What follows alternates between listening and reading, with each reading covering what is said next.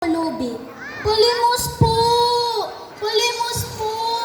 Maawa na po kayo sa akin! Palimos po! Palimos po! Yan ang aking hanap buhay. Humihingi ng mga limos sa mga taong dumaraan.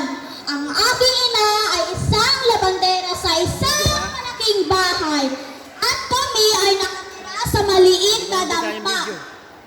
Isang araw, narinig ko ang aking ina na sumisigaw na malakas. Wag po! Wag po! Maawa na po kayo! Guardia, ilabas mo ang babaeng ito sa pamamahay ko. Senyora, wag po! Hindi po ang nanay ko ang kumuha na nawawalan ninyong pera.